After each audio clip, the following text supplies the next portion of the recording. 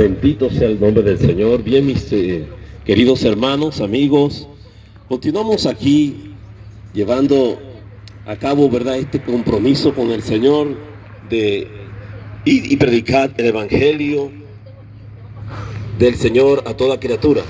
Y quiero compartir con ustedes un mensaje poderoso de la palabra del Señor que se encuentra por allá en Primera de Pedro, capítulo número 1. Primer libro o carta que el apóstol San Pedro le escribe a la iglesia universal. En el capítulo número 1, el versículo 18 y 19. Dice así la palabra del Señor de la siguiente manera, y la leemos en la autoridad de nuestro Dios Padre, Dios Hijo y Dios Espíritu Santo.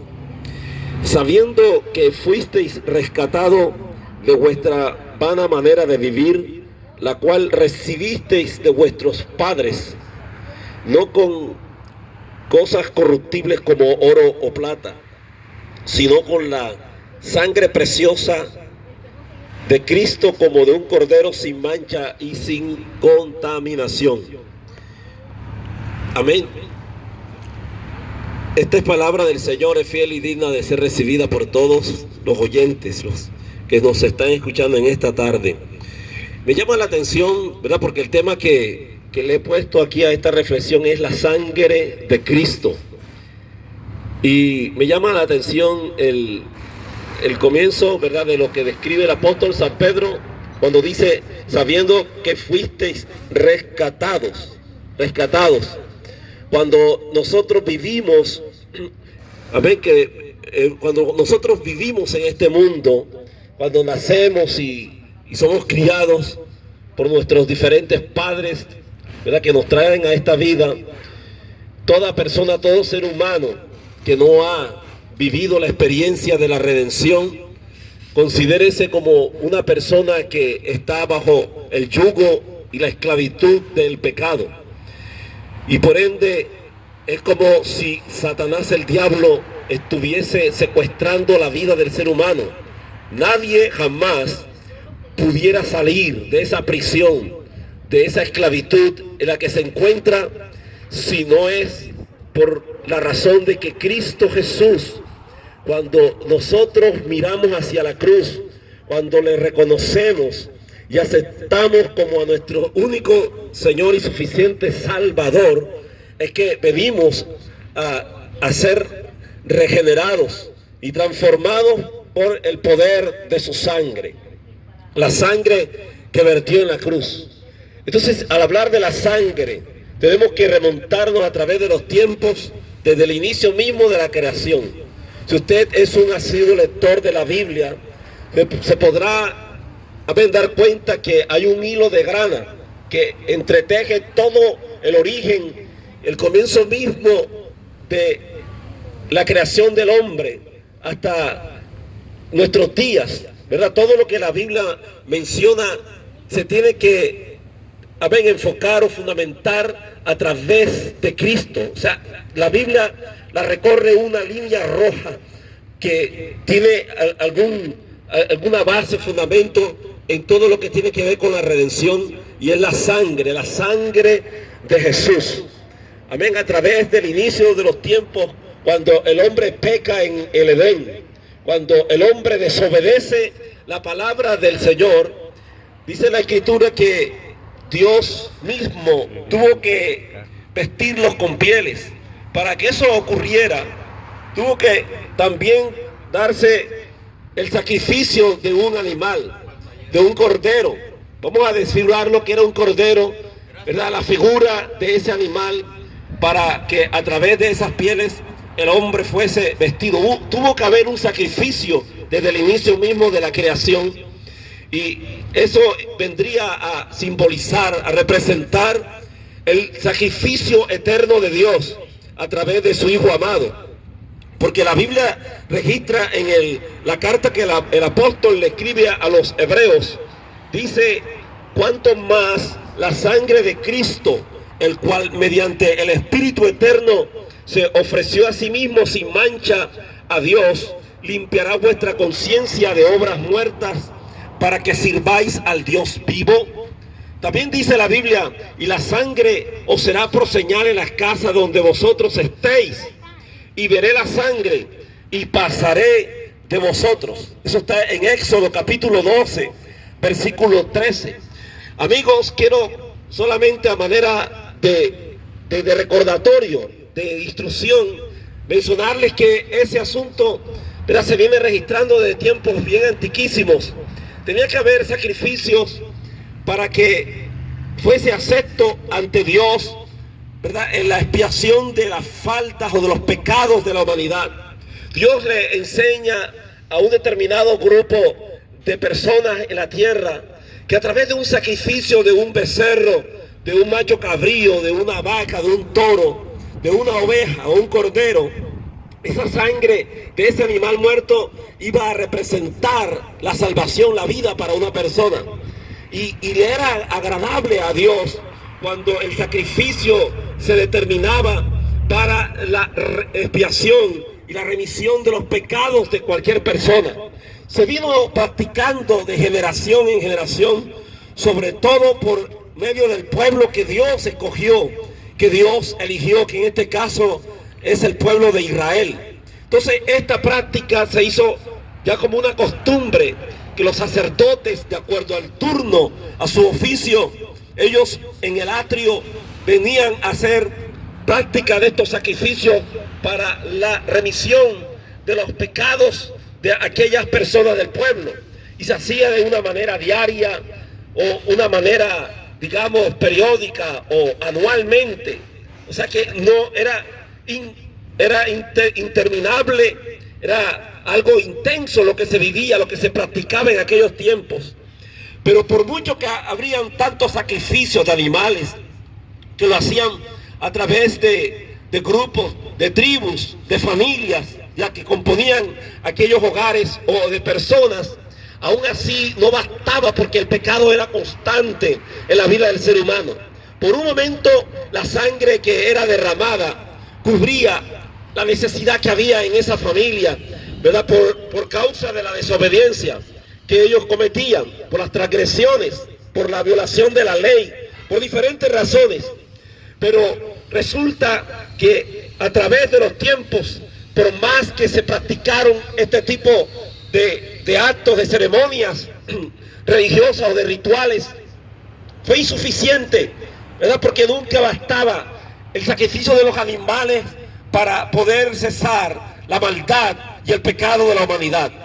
Y aún así, aunque en la tierra hubiesen personas que gozaban de una muy buena reputación, que gozaban el agrado de Dios, como en el caso de Abel, ya que era un hombre justo, y la Biblia dice que su hermano Caín lo mató. ¿Y por qué causa lo mató?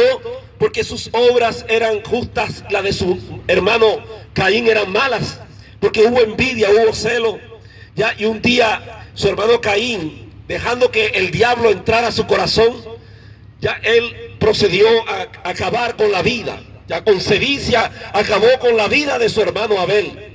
Y dice la Biblia, aunque la sangre de Abel clama desde la tierra, hay una que clama mejor que esta. Por eso quiero hablarle de la sangre que vertió en la cruz del Calvario, porque tenía que pasar algo para que Dios mirara con agrado ese sacrificio de una vez, eternamente y para siempre. Y se tenía que presentar una persona indefectible, sin pecados, sin relación al pecado, a la maldad. Y tenía que nacer, amén, con unas condiciones únicas, como en el pasado se tomaba en cuenta que el cordero tenía que ser indefectible, intachable, sin enfermedad, sin ningún tipo de problema. Entonces Dios, en su amor eterno por causa de la humanidad, ya porque de tal manera amó al mundo, de tal manera que envió a su Hijo unigénito, tenía que ser entonces algo especial, ¿verdad? Que tenía que presentarse como la ofrenda que iba a agradar a Dios. Por eso cuando Jesús viene al mundo, viene producto de una revelación que a través del ángel Gabriel Dios le manifiesta a María la Virgen, y le anuncia, cuando ella no había sido aún tocada por hombre, por varón, Él anuncia el ángel: María, mujer llena de gracia, y bendita tú entre las mujeres, y bendito el fruto de tu vientre, porque lo que está en ti por el Espíritu Santo ha sido engendrado. Por lo tanto, el santo ser que nacerá será llamado Jesús, porque él será el Salvador del mundo. Entonces, cuando esta revelación aparece, María se turba, porque nunca jamás había sido tocada por hombre, y le pregunta: ¿cómo será esto? Ya ella le hace solo esa pregunta al ángel, y Dios le da la confirmación, le da la seguridad de que esto venía procedente de una revelación divina. Y el nacimiento se produce por obra y gracia de Dios, el Espíritu Santo. La tercera persona de la Santísima Trinidad viene a posar sobre María, y al paso del tiempo ella queda embarazada, y de ahí surge el nacimiento de Jesús, el Hijo de Dios. Quiere decir que al haberse producido ese nacimiento de una manera sobrenatural para la mente humana, para la mente racional del ser humano, quiere decir que ese ser era un ser muy especial, porque él, cuando aparece en el mundo y cuando da testimonio de sí, sabe que su procedencia no viene de algún ser sobre la tierra, sino que viene de allá arriba, del Padre que le envía. Y porque su sangre no podía ser una sangre del mismo linaje, oiga bien, de los seres humanos, de la manera como se miraba y se acostumbraba de verse de una generación a otra, porque era una sangre que ya estaba contaminada desde el momento cuando el hombre peca en el huerto, y cuando el ser humano comienza a poblar la tierra, a reproducirse. Sucede que las generaciones siguientes, ellos portaban el mismo germen del pecado. Por lo tanto, si nosotros hubiésemos considerado que nuestra redención procedía de alguno de los descendientes de nuestros antepasados, del linaje de los que poblaron la tierra por primera vez, la sangre que pudiese haber sido derramada era una sangre ya contaminada. Entonces la sangre de Jesús, como dice la Biblia, ¿verdad?, en ese pasaje que leímos, bendito sea Dios, y la sangre del Cristo de la gloria, dice: cuánto más la sangre de Cristo, el cual mediante el Espíritu eterno se ofreció a sí mismo sin mancha a Dios, limpiará vuestra conciencia de obras muertas. Y el verso 1:18 de Pedro dice: sabiendo que fuisteis rescatados de vuestra manera de vivir, la cual recibiste de vuestros padres, no con cosas corruptibles como oro o plata, sino con la preciosa, oiga bien, la preciosa sangre de Cristo, como de un cordero sin mancha y sin contaminación. Ese Cristo bendito, ese Cristo glorioso, que un día abrió sus brazos en el trágico y cruento madero de la cruz. De él vertió esa sangre para limpiarnos de todo pecado. Usted que me escucha, amigo, nunca, jamás, por muy optimista que sea y piense que usted vivió de acuerdo a los preceptos de su religión, si usted no pasa a través de la experiencia del labraco de la sangre de Cristo, usted está perdiendo su tiempo. Usted no es una persona candidata para poder ser heredero del reino de los cielos. Tenemos que pasar por la experiencia del Calvario. Tenemos que aceptar a Jesús como nuestro único Señor y suficiente Salvador. La Biblia dice en Romanos que con el corazón se cree para justicia, mas con la boca se confiesa para salvación, y que toda lengua que confesare que Jesús es el Señor será salvo. Esa sangre es la que nos limpia de todo pecado. La sangre de los machos cabríos, de la oveja, del cordero, del toro, en la antigüedad podía por alguna razón tapar, digamos, eximirnos por un par de días del pecado que se apoderaba de la naturaleza humana. Pero ahora quiero decirles, les tengo estas buenas nuevas.